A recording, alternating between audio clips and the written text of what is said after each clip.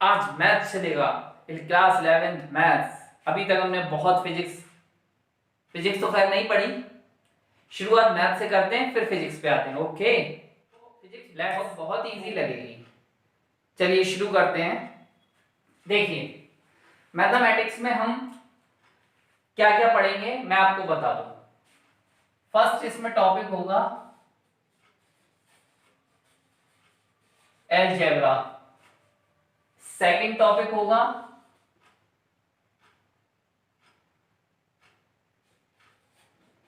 Binomial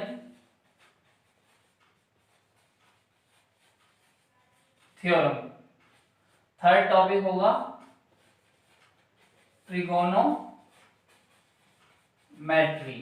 है ना। आज हम आपको अलजेब्रा, बाइनोमियल, ट्रिग्नोमेट्री बताएंगे। और नेक्स्ट टॉपिक में जो हमारा बहुत ही इंपॉर्टेंट टॉपिक है क्लास 12th के लिए, बहुत इंपॉर्टेंट है, डिफरेंशिएशन और इंटीग्रेशन बताएंगे।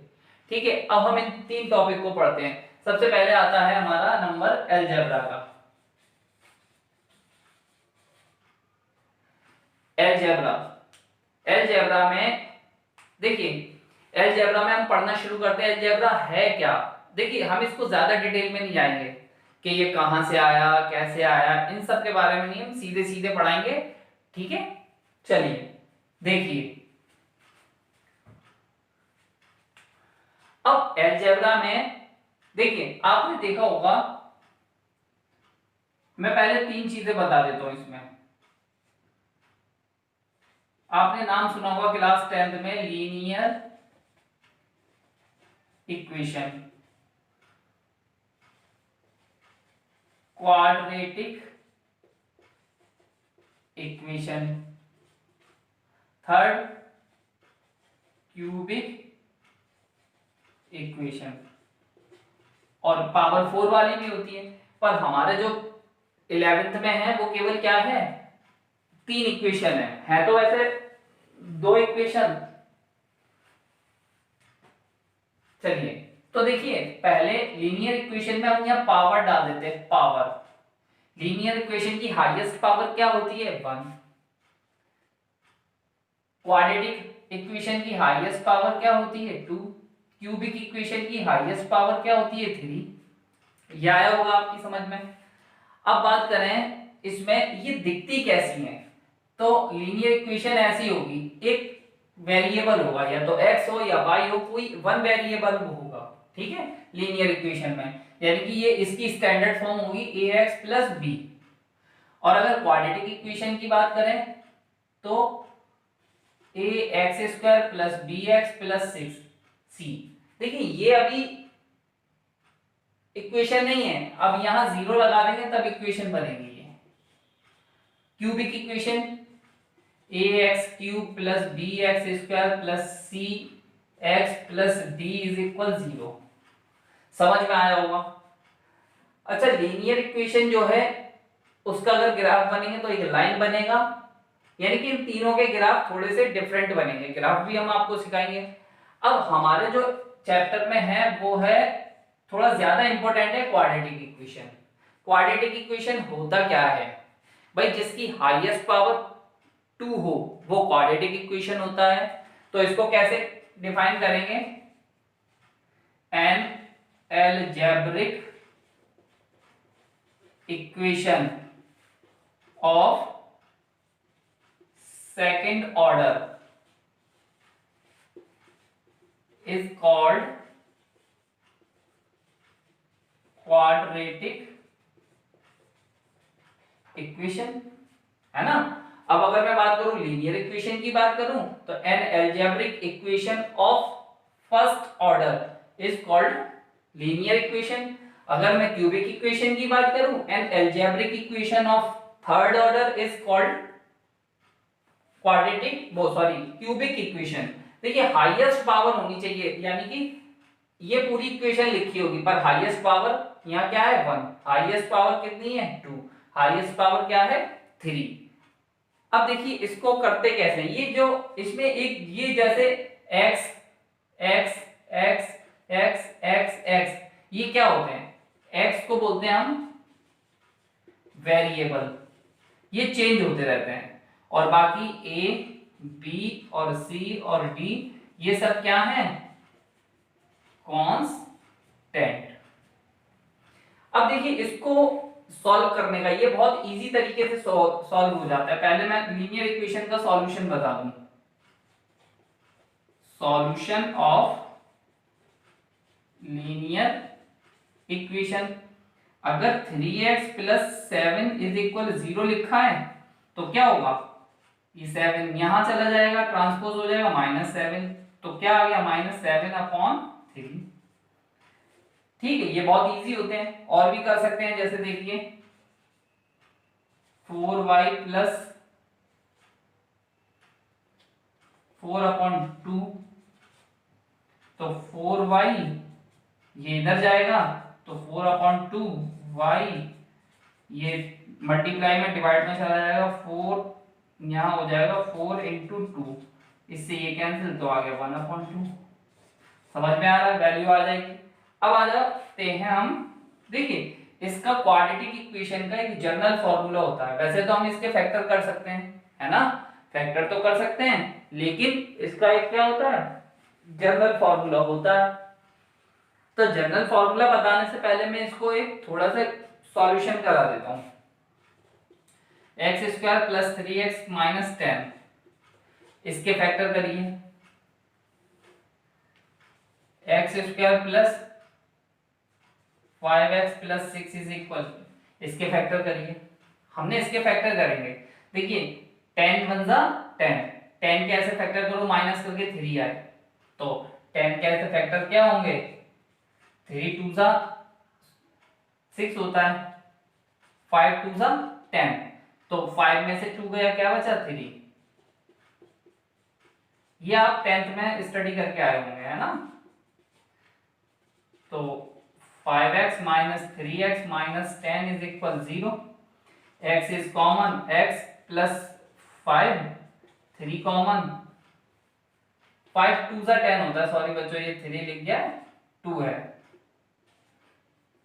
2, तो x प्लस 5 क्या कॉमन है, x plus 5, x minus 2, x plus 5 is equal 0, x minus 5,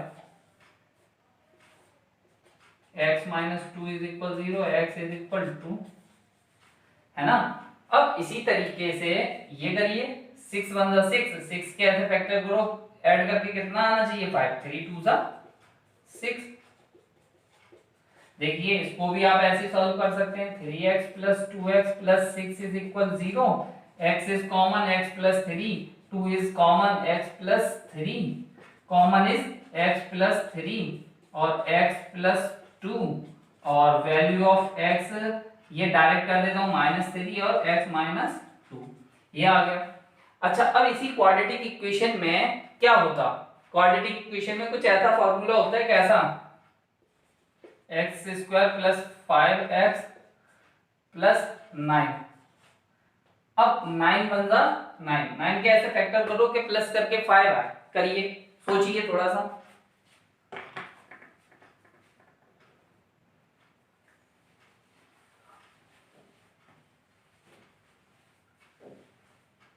सोच लिया, नहीं हो रहा होगा ना, क्यों नहीं होगा, क्योंकि कोई ऐसा फैक्टर ही नहीं है। तब इस टाइप के जब हमसे फैक्टर सिंपल तरीके से ना हो तो एक फॉर्मूला यूज होता है ना, उसे बोलते हैं जनरल इक्वेशन ऑफ क्वाड्रेट, मतलब उसे बोलेंगे जनरल इक्वेशन। जनरल इक्वेशन कैसी होगी, x इज इक्वल माइनस, यहां लिख देते हैं -b plus minus b² - 4ac/2a। अब ये फॉर्मूला लगाइए, देखिए सबके आंसर आ जाएगा, इसका भी आ जाएगा, इसका भी आ जाएगा, है ना। तो अब देखो इसे लगाते हैं हम, जरा ये साफ कर देते हैं फिर आपको बताते हैं। देखिए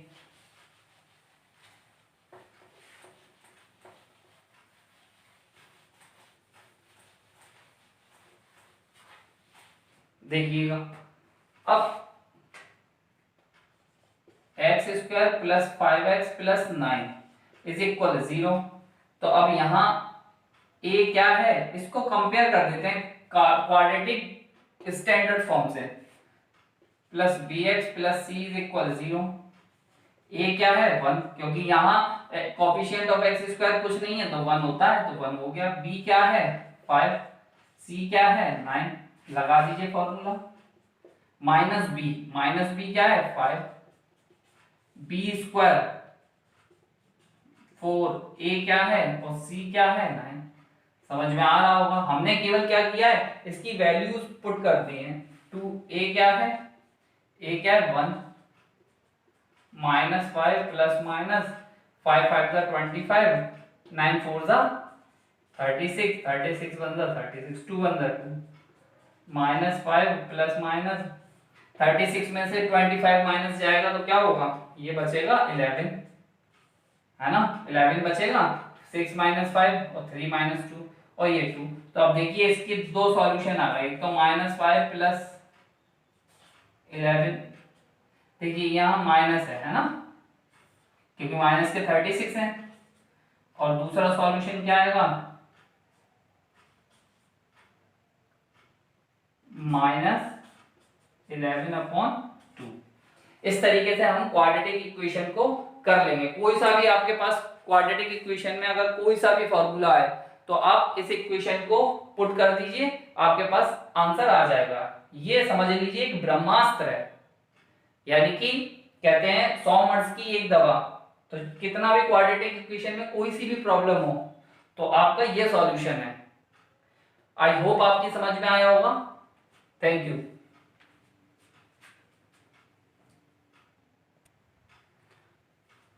हाँ भाई, अब हम अपना सेकंड टॉपिक उठाते हैं, बाइनोमियल थ्योरम।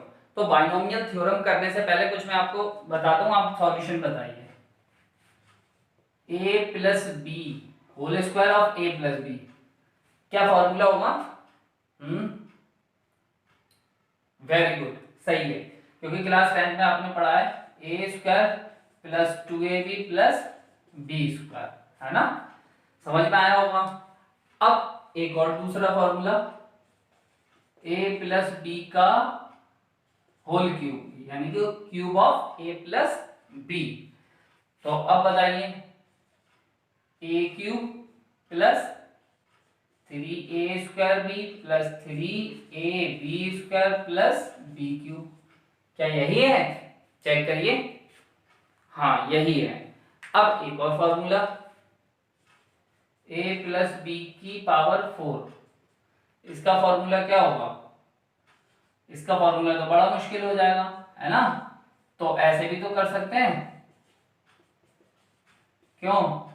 ये मल्टीप्लाई करेगा भाई, इन दोनों का मल्टीप्लाई करेंगे आएगा तो यही। अब इसको थोड़ा सा सॉल्व कर लीजिए, सॉल्व करिए, करिए जल्दी और मुझे बताइए, कमेंट में आंसर बताइए जल्दी।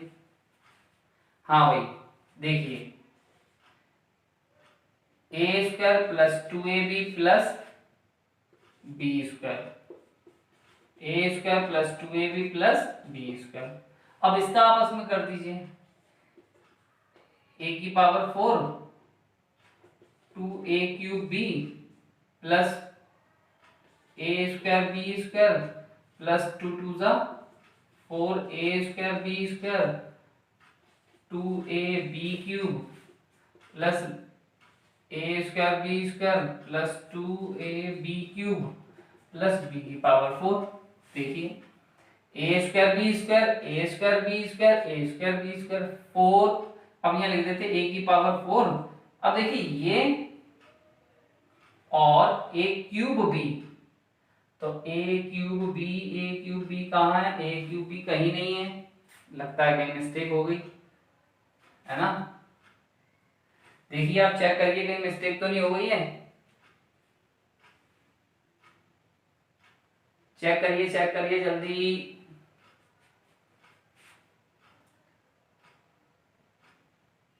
ये करा मैंने, एक बार और चेक कर लेते हैं ना, कहीं मिस्टेक हो गई है। हाँ ये सही है।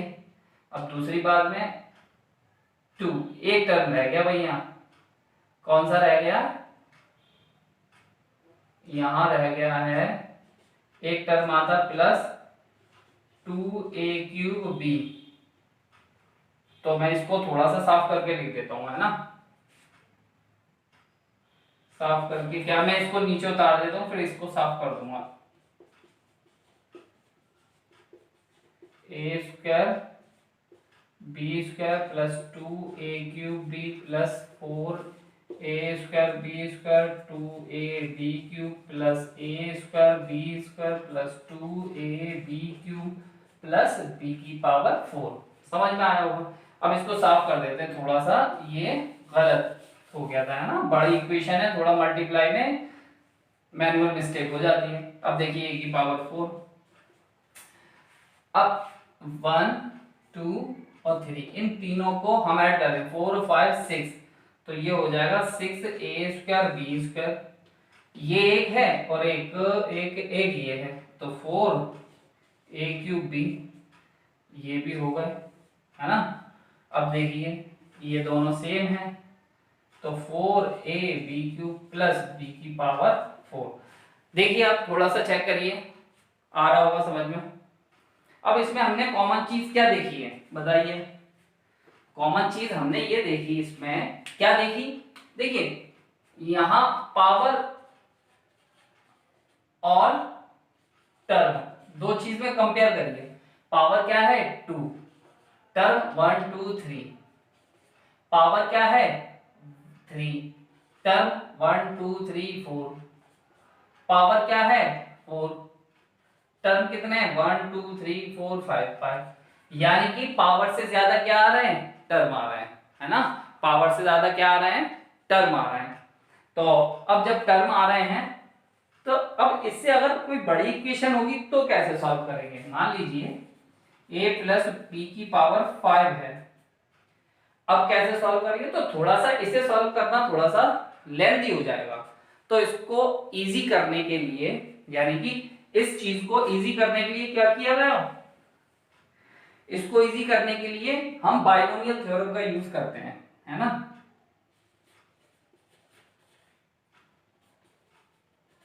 Binomial theorem. अब बाइनोमियल थ्योरम कैसे करेंगे, देखिए भाई यहां एक चीज देखिए थोड़ा सा, a² पावर हाईएस्ट है 2, फिर a की कम हुई है, फिर a खत्म हो गई। जैसे हाईएस्ट पावर 3, फिर 2 a की, फिर a, फिर खत्म हो गई। यानी कि देखिए बाइनोमियल थ्योरम में a अगर धीरे धीरे कम हो रहा है तो b क्या हो रहा है, बढ़ रहा है। ये बात समझ में आई आपके। अगर a की पावर घटती जा रही है और b की पावर क्या हो रही है, बढ़ती जा रही है ना। अब आपने ये समझ में आ गया होगा, इसे नोट कर लीजिए, इसे नोट करिए, इसको मैं इरेज कर रहा हूं।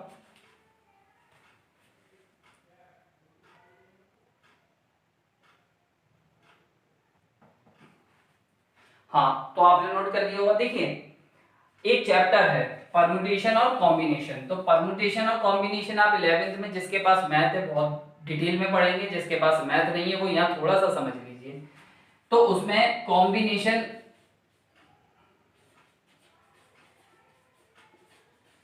जो कॉम्बिनेशन चैप्टर है, टॉपिक है, उसमें एक फॉर्मूला है NCR का। तो ये फॉर्मूला होता है फैक्टोरियल n, इसको फैक्टोरियल बोलते हैं ना। और नोटबुक में ये कैसा होता है, साइन ऐसा होता है, ठीक है। रीड क्या पढ़ेंगे, फैक्टोरियल, और factorial n minus r, factorial r। समझ में आ रहा होगा ये फॉर्मूला आपके। तो अब देखिए ये जो कितनी भी बड़ी पावर हो तो आप उसको आसानी से सॉल्व कर लेते हैं। देखिए कैसे, जैसे मैं आपको एक फॉर्मूला बता रहा हूं, a प्लस बी की पावर, अगर ये n है तो इसे कैसे सॉल्व करेंगे, है ना। देखिए अब यहां जो है, चलो a प्लस बी, तो यहां कहेंगे हम, यहां कैसे पढ़ेंगे, NC0, तो a की पावर बढ़ेगी, तो a की पावर क्या है n, और b की पावर 0 है, तो b की पावर 0 या b मत मानिए। अच्छा नेक्स्ट NC1, तो a की पावर 1 कम होगा, देखिए धीरे धीरे 1 कम होता जा रहा है, और b की पावर 1 बढ़ जाएगी। फिर NC2, a की पावर n-2 और b की पावर 2, इसी तरीके से NC3 a की पावर n-3 b की पावर 3, ऐसी डैश डैश करते हुए NCN a की पावर क्या होगी, फिनिश हो जाएगी, और b की पावर n आ जाएगा। ये हमारा हो गया क्या,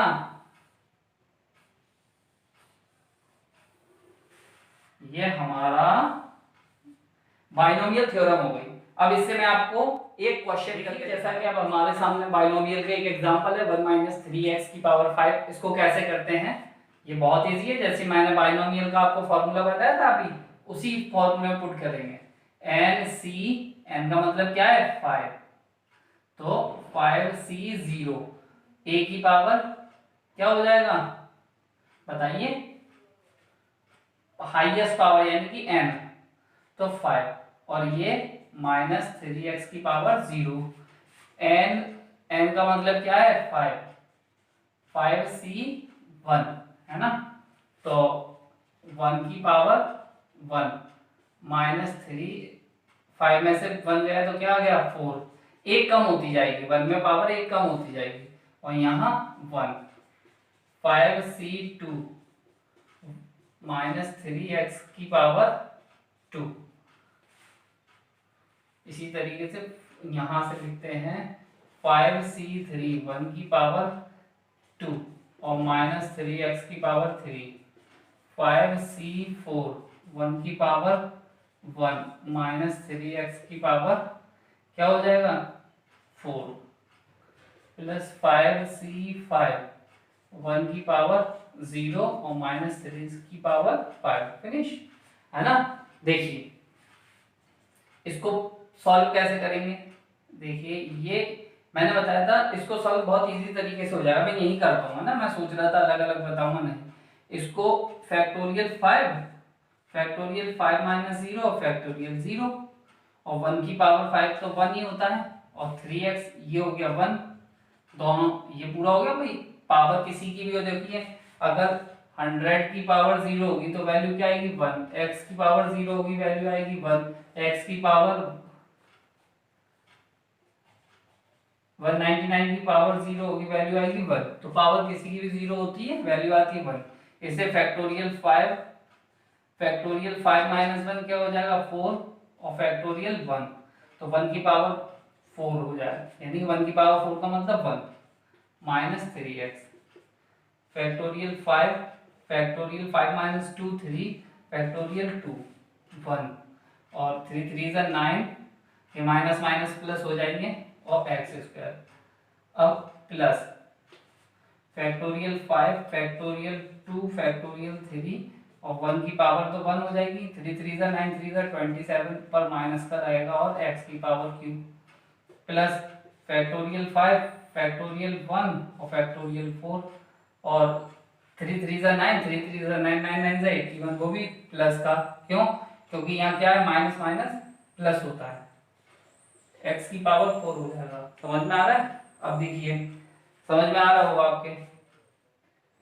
अब फैक्टोरियल 5 में से 5 गया 0, फैक्टोरियल 5, और ये क्या हो जाएगा 1 हो जाएगा, 3 3 9 9 3 27, यानी कि 81 में कितने का मल्टीप्लाई कर लें हम 3 का, 3 3 1 और 3 8 24, तो क्या हो जाएगा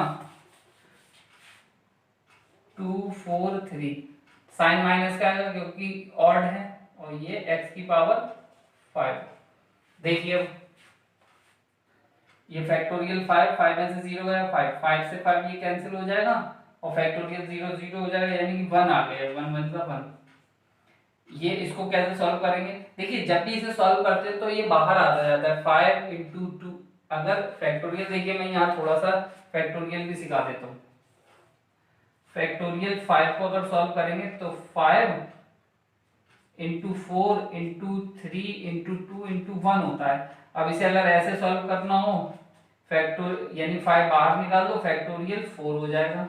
अगर इसे और ज्यादा सॉल्व करना 5 × 4 फैक्टोरियल 3, यानी कि जहां तक निकालेंगे उसको बाहर रख देंगे, बाकी ये लिख देंगे। देखिए फैक्टोरियल 5 को कैसे करेंगे, 5 इंटू फैक्टोरियल 4, फैक्टोरियल 4 और फैक्टोरियल 1 का क्या हो जाएगा 1, यानी इससे ये कैंसिल 3x। यहाँ फैक्टोरियल 5, फैक्टोरियल 5 को क्या राइट करेंगे 5 इंटू 4 इंटू फैक्टोरियल 3, फैक्टोरियल 3 और 2 है, 3 से ये 2 2 ज़ा 4 और 9x स्क्वायर, ऐसी 5 4 और factorial 3, 2 into 1 into factorial 3 minus 27x cube. अब ये देखिए इससे ये कैंसिल हो गया, 2 2 ज़ा 4 हो गया। यहाँ फैक्टोरियल 5 को हम कैसे राइट करेंगे 4 और फैक्टोरियल 5, और ये हो जाएगा फैक्टोरियल 1 का तो 1 हो जाएगा, फैक्टोरियल 4, यहाँ थोड़ा सा मिस्टेक हो गई, ये फैक्टोरियल 5 इंटू फैक्टोरियल 4 81 की पावर 4, ये देखिए दोनों कैंसिल हो जाएंगे 1, तो माइनस यह आ जाएगा -243 x की पावर 5। अब ये इसका सॉल्यूशन आ रहा है 1 प्लस 5 3 ज़ा 15, तो वो भी माइनस का x प्लस 5 2 ज़ा 10 और 9 10 ज़ा 90 x स्क्वायर। यहाँ 5 2 ज़ा 10, 10 का मल्टीप्लाई 2 7 में करेंगे तो 270 x की पावर 3, इससे ये कैंसिल हो जाएगा, 5 अंदर 5, 5 8 ज़ा 40 x की पावर 4 और 243 x की पावर 5। देखिएगा आपको समझ में आ गया होगा।